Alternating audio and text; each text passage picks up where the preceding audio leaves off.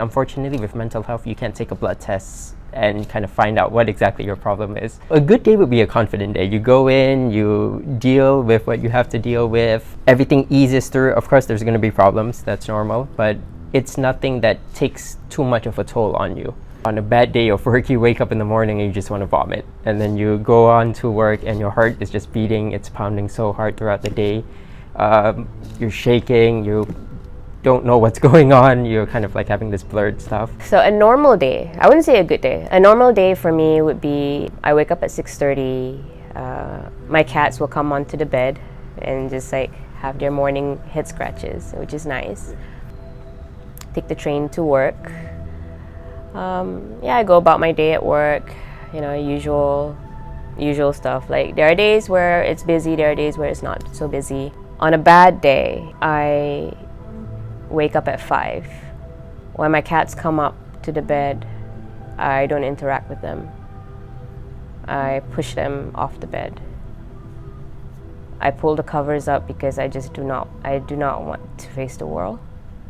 I repeat in my head throughout the whole 8-9 hours I am in the office, don't cry, don't cry, don't cry.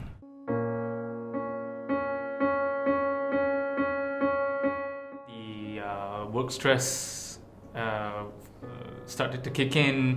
That all got to me, wind up together, and all that affected my way of thinking, my self-esteem, and from then it just got worse and worse.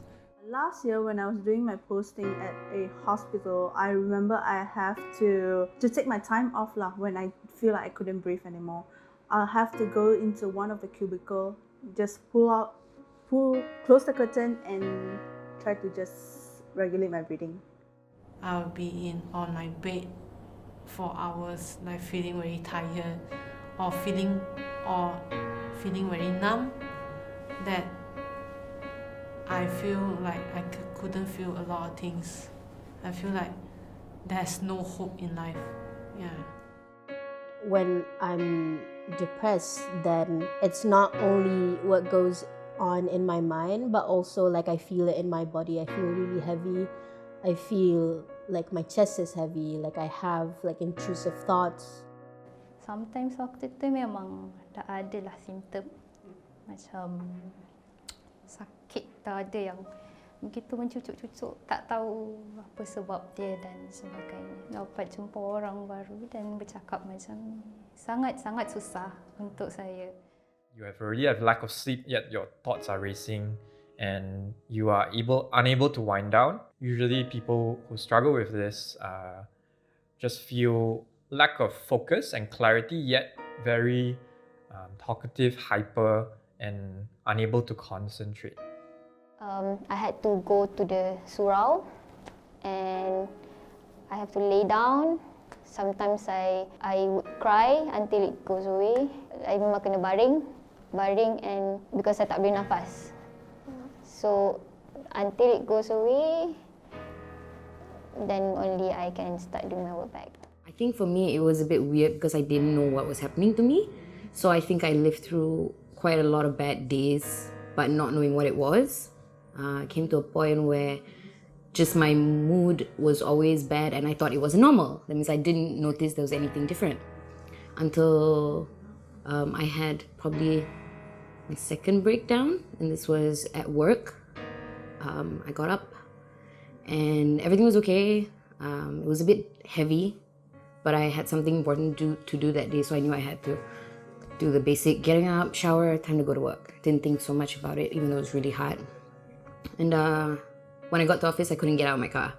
And I didn't understand what was happening. So I was just crying and crying and crying for no reason. And I was like, what is happening? It just doesn't make any sense.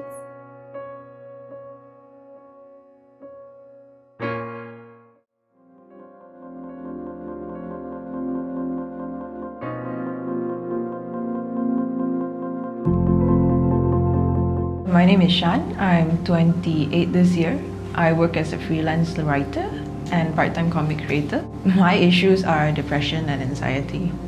I was previously a copywriter in an agency. Somehow or another, I think maybe the stress got to me. I think it's always been inside. It's just that it kind of awakened when I was in the agency because of all that stress. So everything triggered, and I was diagnosed with severe depression, which I didn't even realize I was going through. My bosses had to tell me. They had to pull me aside one day and said that we noticed that your performance is dropping, and it's not just your performance but your whole demeanor, your whole outlook on this. It's very different. It's very different from the first time you started work. Please go and get help.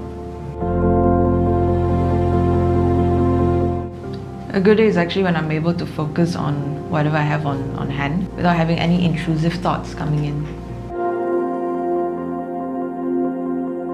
Waking up is the shittiest part about it.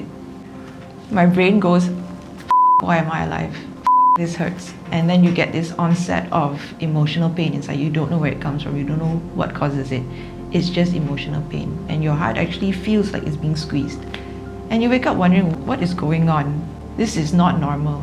And then you spend 45 minutes to an hour telling yourself, trying to help yourself get rid of that feeling. And when you're done after that 45 minutes, you realize, oh shit, I'm late for work.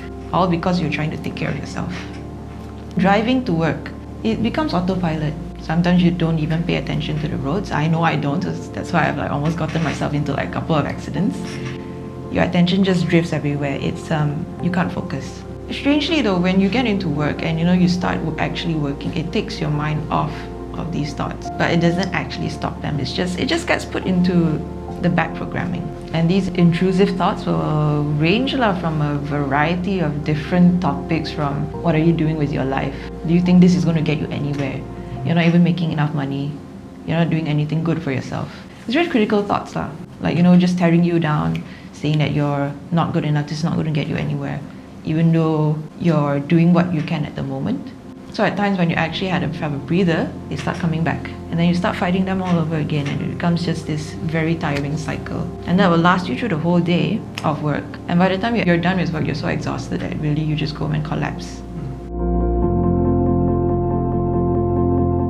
I had to, because my bosses suggested I take a sabbatical. It was for good reason. And you don't just tell your colleagues, hey, I'm going on a sabbatical, they ask why. And at that time, I guess my colleagues were empathetic enough and trustworthy enough for me to share. So when I shared, nobody judged. They were actually quite kind about it, and they also seemed really unhappy that I had to go.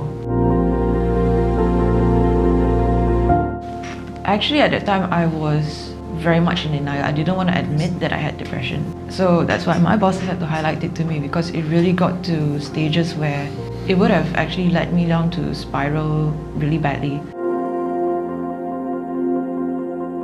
It took a lot of pre-planning, okay, how am I going to approach this? How am I going to explain to them that this is what I'm going through? My dad was pretty supportive. I think maybe it's because he's a bit more exposed. So his first reaction was that, okay, I've got a friend who's a psychiatrist. Why don't we go and see him tomorrow? So he actually drove me to the clinic. And that was how I started medication and started this whole journey with therapy and antidepressants. Breaking it to my mom was a little bit difficult, because she's from that era where it's all to her. All these kind of setbacks that you experience is all in your head. The reason why you're going through is because you're not positive enough, you're not willing yourself to be happy. It actually took a little bit longer to get her to understand that it's not a matter of just thinking it away. It's not a matter of just summoning all that willpower you have to be more positive and to be more functional. It's not. Okay, don't ever go on antidepressants. I don't like it. It's very helpful for the first few months when you're trying to get back on your feet, because it stabilizes your moods. It stops your moods from dipping down to a point where you actually get suicidal. But in the long run, what it actually does is make you emotionally, I wouldn't say numb, it's more of tepid. The drugs actually make you unable to feel below a certain point. So when you're sad, you just get sad. You don't get devastated, distraught, all these kind of ranges that are below that point. But it also means that when you're happy, you're only happy. You don't experience joy, cheerfulness, exuberation. What I did was that to tell my parents, okay guys, I'm going through a bit of a suicidal period now. I need to be there for me, just check up on me to make sure I'm not, doing things I'm not supposed to. But my dad was very good, Even though he's not very expressive, he doesn't go like, oh no, there. He will do things that, help the situation. Like every day after he comes home from work, he'll knock my door. Girl, are you alive? So humor helps a lot.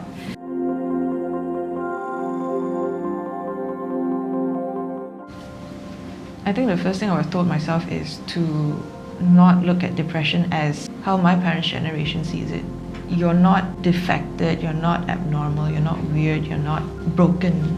You just have a condition that needs to be fixed, just like, having cancer, having a broken leg. To even go on like around life, still trying to function like you're normal, it's something to be proud of yourself for, that you actually still have the tenacity to face life even though you were kind of like emotionally limping on one broken leg.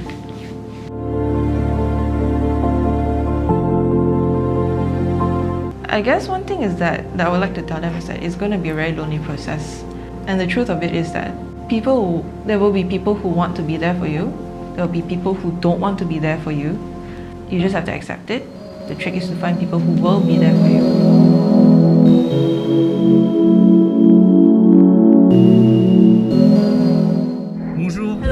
Hello everybody. Hi. Hey guys. Hi everyone. I'm James from the World Economic Forum. I'm Maria Elena from Córdoba Hub, Argentina. Unyitung from Da Nang Hub, Vietnam. Sophia from Belo Horizonte Hub. Diogo, I'm from the Lisbon Hub in Portugal. Madina Raza and I'm from Islamabad Hub, Pakistan. This is Martina from Bratislava Hub. My name is Wadi Hamza. I'm the head of the Global Shapers Community at the World Economic Forum. I have a special message for you. All of you out there. For people experiencing... Everybody who is experiencing mental health problems. That it's okay. It is okay. It's okay. It's okay. That it's okay. It's okay. It's okay. It's okay. It's okay. Not to be. Not to be okay. Not to be okay. To not be okay. Not to be okay. Not to be okay.